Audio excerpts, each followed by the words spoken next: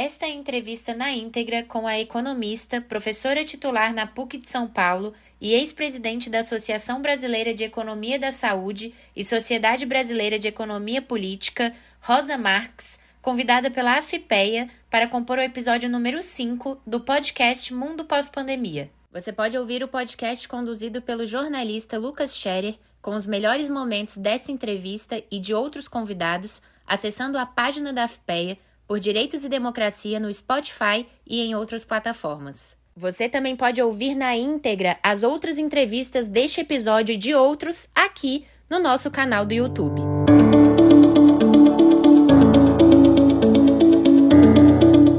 Olá, estamos começando mais uma edição do nosso bate-papo aqui para a série AFPEA Mundo Pós-Pandemia. Nesse novo ciclo vamos falar um pouco sobre saúde e para o bate-papo de hoje eu estou em contato com a economista, a professora titular da PUC de São Paulo e ex-presidente da Associação Brasileira de Economia da Saúde e Sociedade Brasileira de Economia Política, a professora Rosa Marques, a quem eu agradeço imensamente por aceitar o convite para esse papo. Professora, muito obrigado, seja muito bem-vinda. Olá, Lucas, agradeço o convite, vamos lá. Bom, professora, queria começar fazendo uma pergunta mais ampla, para que a senhora nos fale um pouco de como enxergava a situação do Brasil, né, em relação à saúde, à oferta do serviço de saúde para a população, no momento que a pandemia chega até aqui, que a Covid-19 desembarca em nosso país. Qual era o cenário do Brasil nesse aspecto, como a senhora lia o país nesse aspecto lá no final de 2019, 2020? Olha, a situação da saúde, eu vou me ater evidentemente à saúde pública, tá? Ela não ia bem.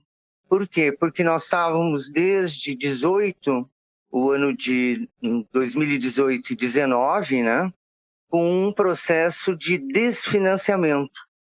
Veja, nós construímos o Sistema Único de Saúde, escrevemos o Sistema Único de Saúde na Constituição Brasileira, mas desde seu nascimento, os recursos que foram encaminhados para o SUS, e quando eu falo do SUS é das 3 esferas de governo, eram recursos insuficientes ao tamanho da missão que a gente tinha se proposto.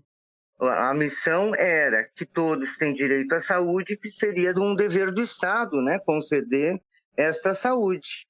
E essa saúde a gente sempre pensou de uma forma integral, então não se tratava de ter cuidados XYZ, e sim um cuidado integral. Então, desde o nascimento, nós que trabalhamos com a área da saúde, a gente sempre caracterizou que o SUS vivia uma situação de subfinanciamento. E o indicador desse subfinanciamento é um indicador muito fácil de todo mundo entender, né? Mostrava o esforço da nação em termos de proporção do PIB. Quando a gente comparava o esforço que o Brasil tinha em relação a outros países com sistemas semelhantes, a gente via que, somando os recursos dos municípios, do Estado e do governo federal, nós atingimos a metade do esforço de outros países. Mas a situação tinha ficado mais grave, né? A partir de 2018 e 2019, com a Emenda Constitucional 95. Ainda em 2017, a coisa não estava mal, porque houve um acordo, né? Então houve uma elevação dos recursos em 2017, mas a partir de 2018 a gente começou a se desfinanciar.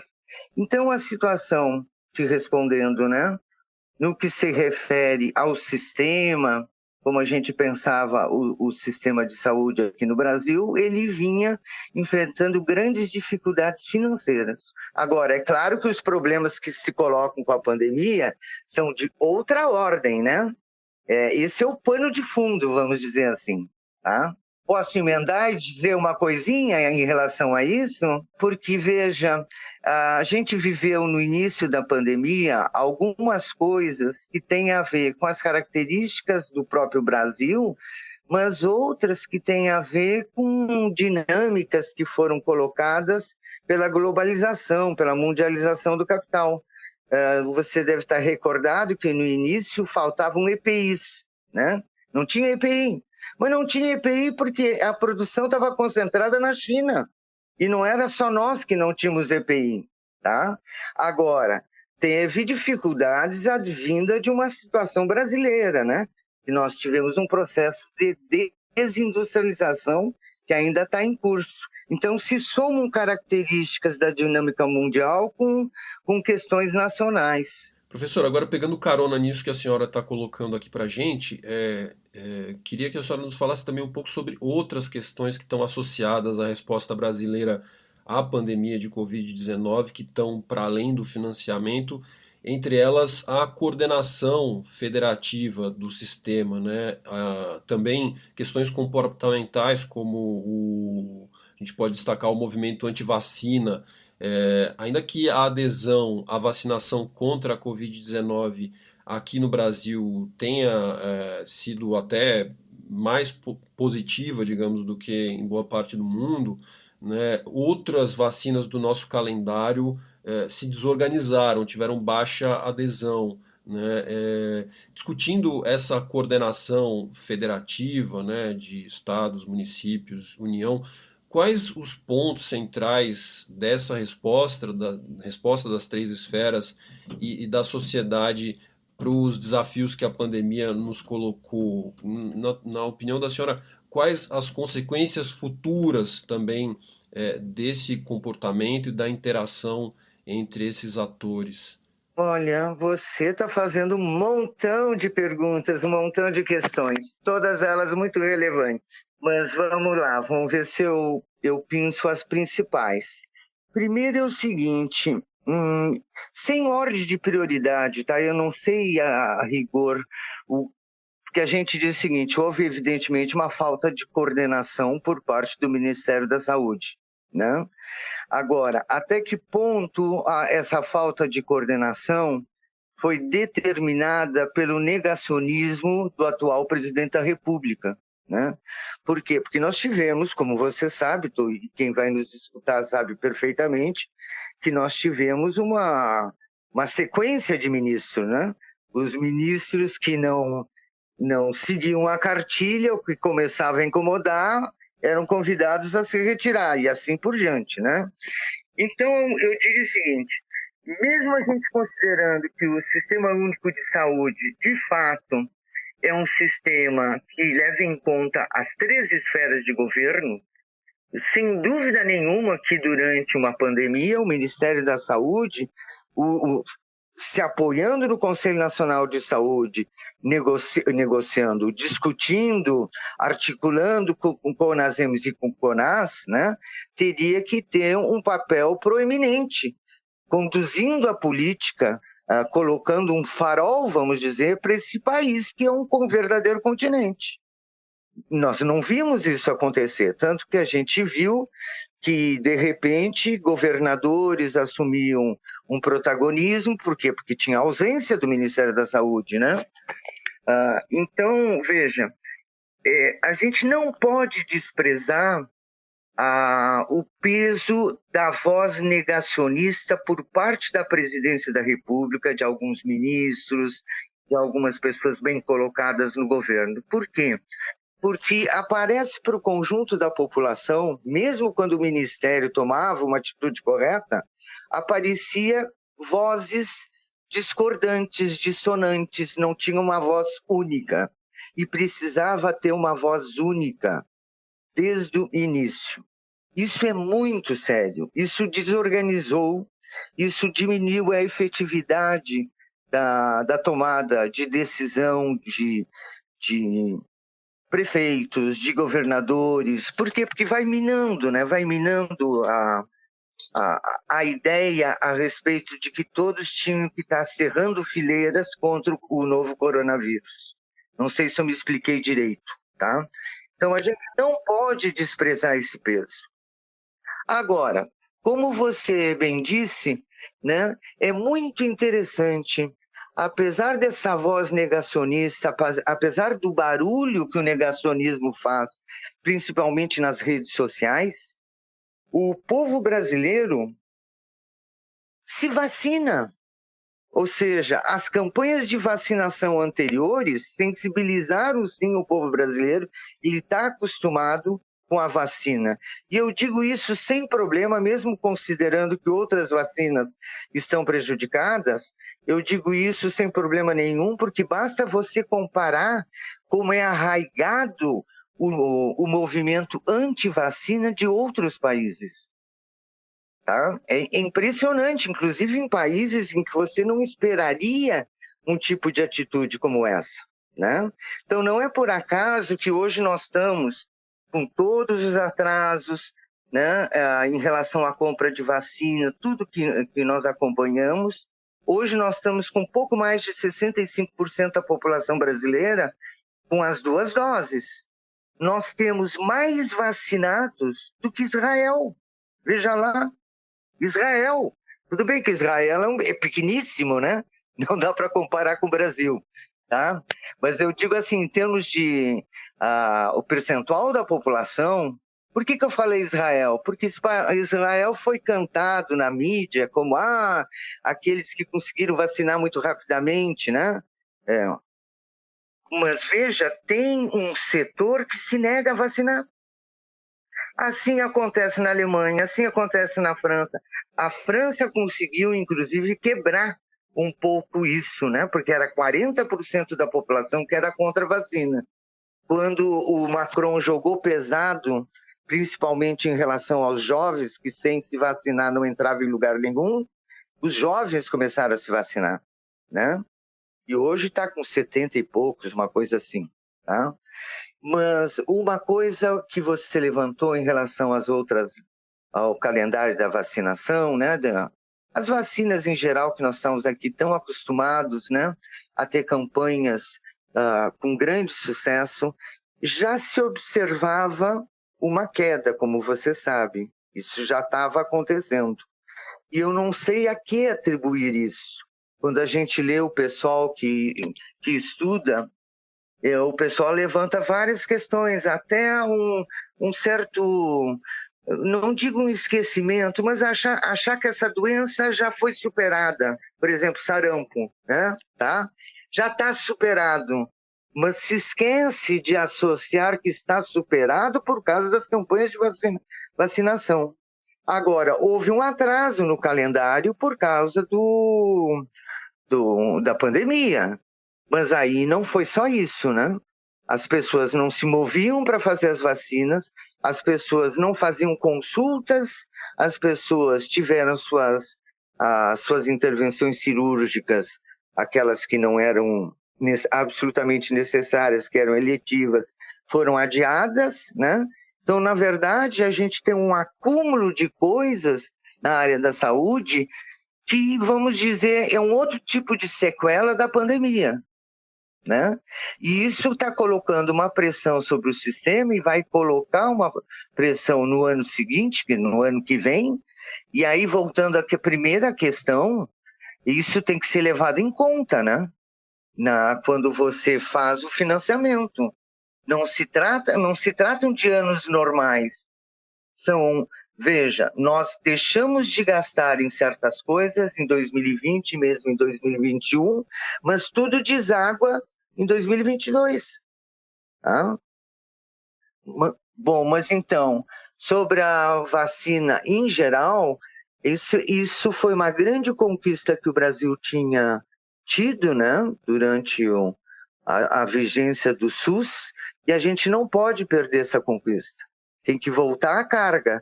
Agora, para isso, tem que mudar a direção geral do país, vamos dizer assim. Porque se alguém que está na presidência da República é contra a vacina, fica difícil você fazer uma campanha pró-vacina.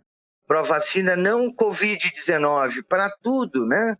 Para que não voltemos ao passado aqui no país. A Luciana Mendes, curadora desse 5º episódio da série AFPEA Mundo Pós-Pandemia, ressaltou, né, que há muito tempo o trabalho da senhora aborda a relação entre economia, modo de produção e saúde. A senhora até falava um pouco já na primeira pergunta aqui, e a Luciana destacou um trecho escrito pela senhora, que vou abrir aspas aqui.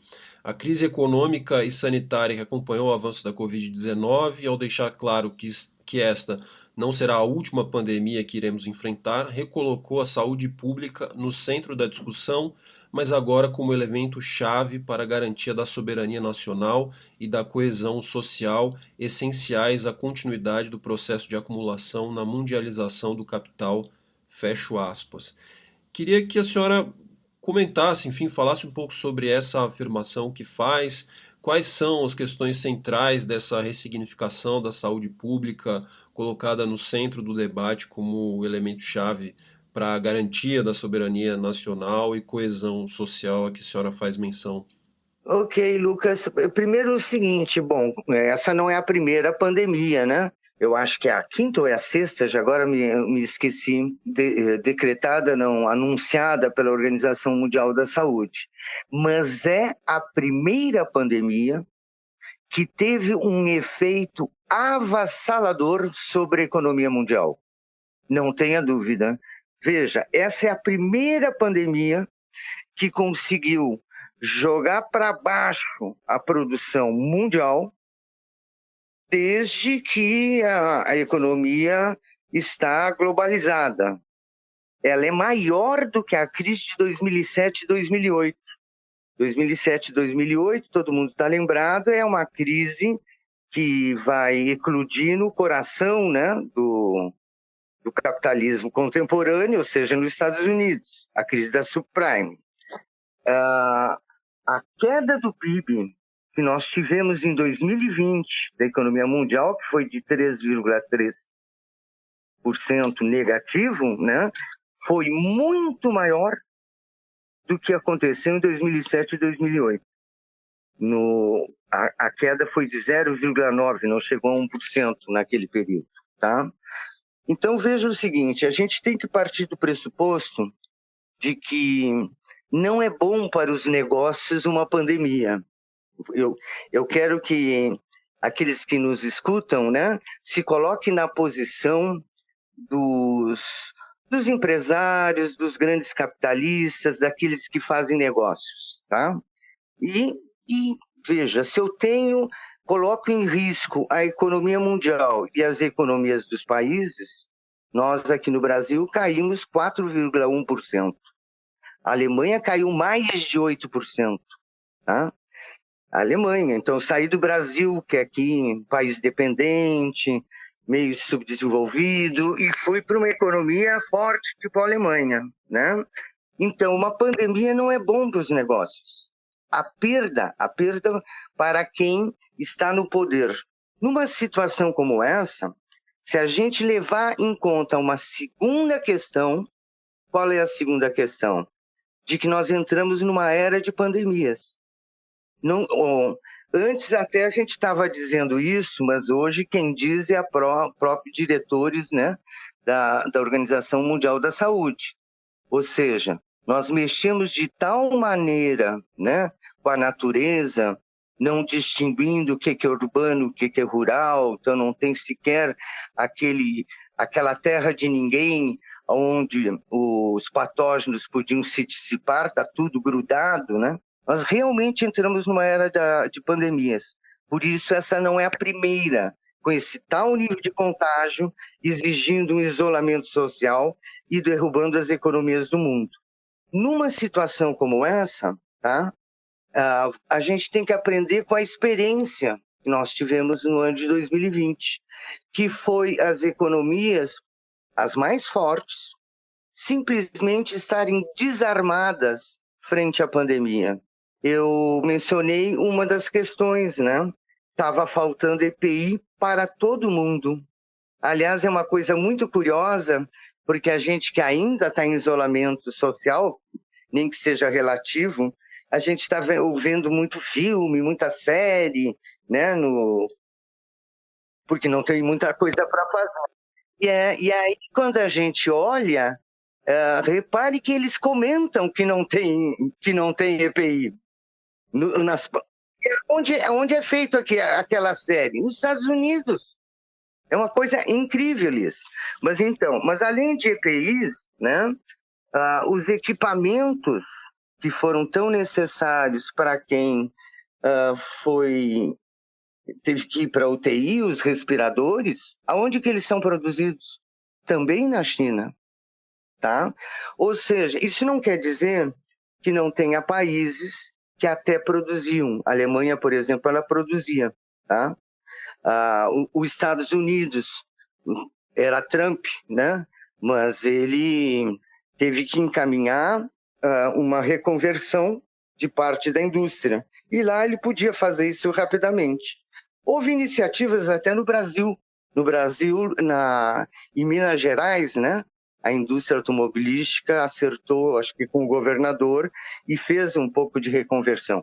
Mas a reconversão é uma coisa lenta, tá? O que eu quero dizer é o seguinte, a tal da mundialização do capital, quando o que vale é o mercado, ou seja, eu vou produzir aonde? Eu vou produzir aonde o custo é menor. E se o custo é menor na China, todo mundo se desloca para a China, tá? Bom, isso é quando eu estou olhando do ponto de vista das empresas. Mas em termos de países, quem produzia era a China, certo? E aí, quando chega a pandemia, todo mundo é obrigado a entrar na fila da importação. Então, agora voltando aos dois argumentos. Custa muito caro uma pandemia. Param os negócios, os lucros caem, desemprego, cai a renda. Por outro lado, né, não tem como você responder. Por isso, alguns países estão ressignificando parte da saúde pública. Por favor, não entenda que seja a saúde pública como um todo.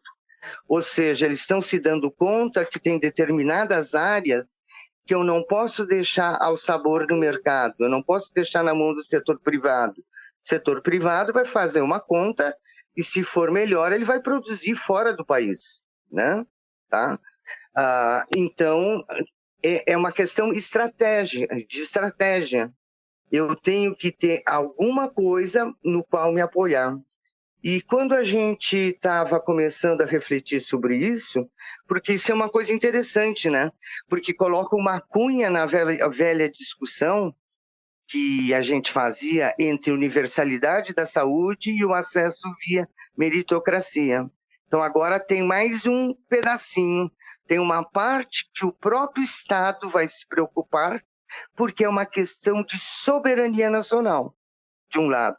Porque quando eu tenho que entrar na fila de todos os países para importar de um outro país, isso é perda de soberania, tá?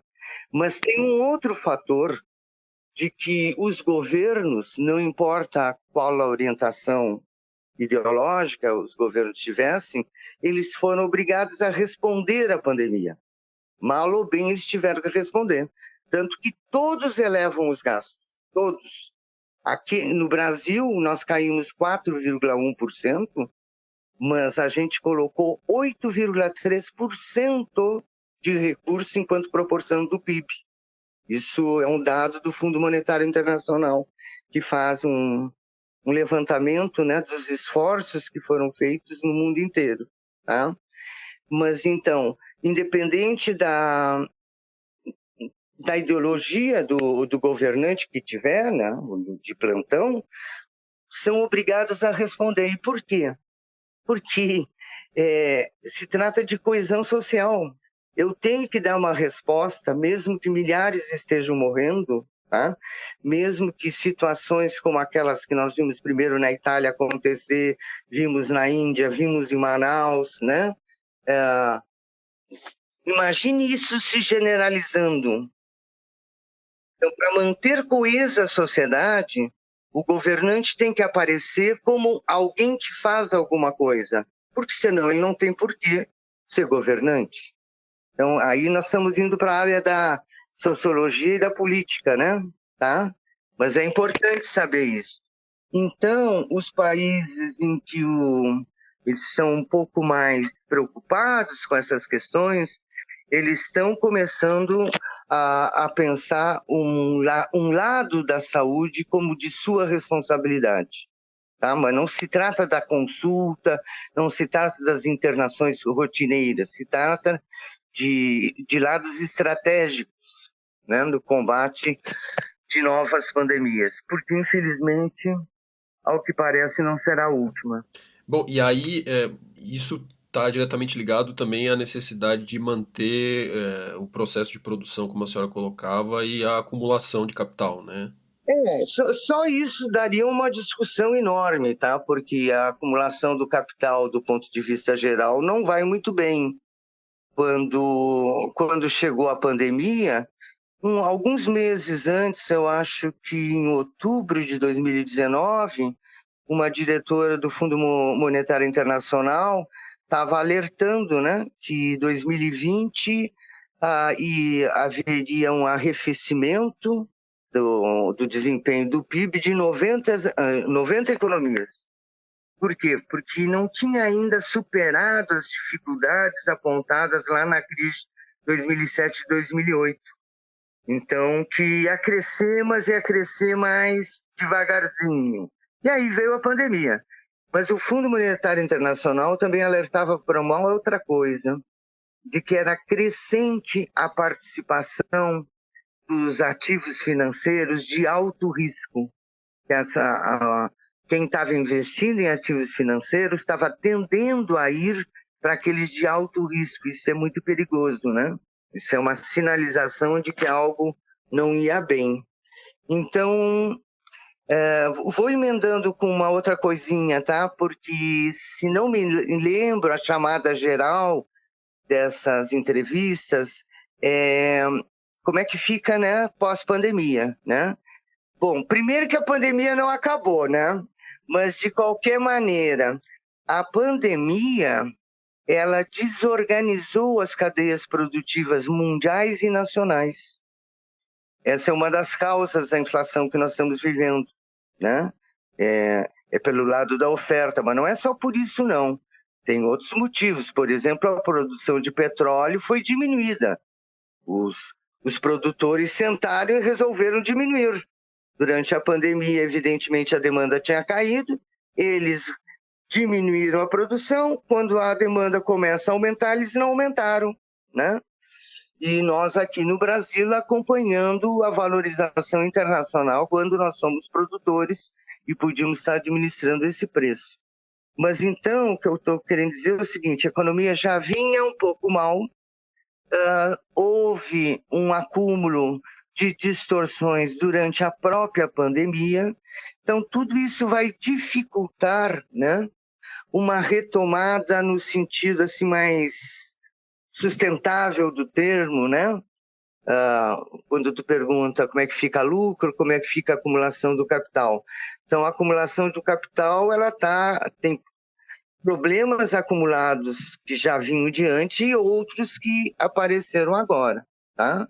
Como é que fica o SUS, né? Como é que fica o sistema público de saúde no Brasil? Quais os desafios nesse contexto que a senhora enxerga? Olha, no curto prazo ele não fica, né? Ele não fica, inclusive agora para o orçamento de 2022, a gente tem sérios problemas, né? Eu mencionei que, primeiro, que a pandemia não foi embora ainda, né? Porque essa nova variante, hoje saiu uma informação de que foi a primeira morte, né? Com essa nova variante. Acho que foi na Inglaterra, tá? Nós aqui, eu acho que estamos com 11 casos, sendo que um caso de não viajante. Mas se bem que ainda estão investigando. Ou seja, a gente não sabe o que vai acontecer em relação a essa nova variante aqui no país, né? Mas então nós temos esse problema, nós temos o acúmulo da não realização de N cirurgias e consultas e vacinas, como você bem lembrou, né, desses 2 anos de pandemia, e sem uma mudança, vamos dizer, de orientação geral, seja dada pelo Ministério da Saúde, seja do dirigente do país, que fica mantendo a mesma posição contra a vacina, fazendo ligações da vacina com algumas doenças, né? E sendo contra o passaporte, coisas do gênero assim. Agora, eu realmente acredito, que durante a pandemia, os profissionais da área da saúde e aqueles que militam junto na área da saúde, de uma forma geral, como pesquisadores e tal, se fortaleceram muito. Até no sentido do conhecimento dos limites do SUS. Porque tem algumas questões que se colocam, eu pelo menos não me faço a pergunta, né? Por que a atenção básica ficou paralisada durante a pandemia?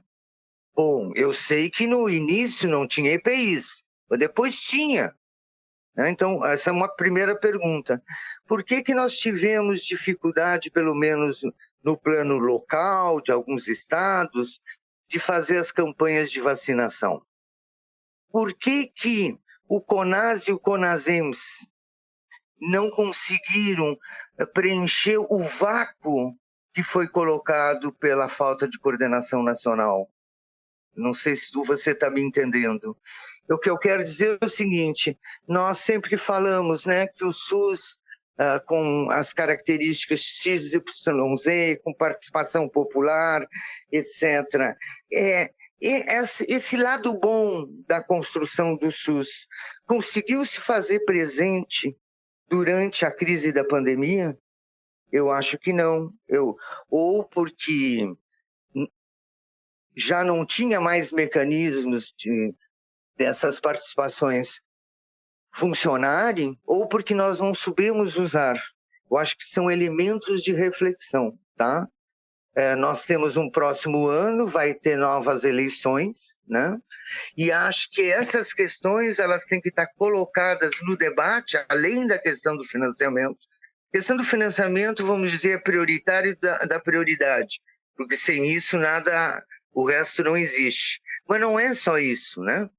Então, nós temos que ver se os mecanismos de participação, que, costuravam, a gente olhando para o SUS, é uma coisa genial, né? Porque costura todos os municípios, todos os estados.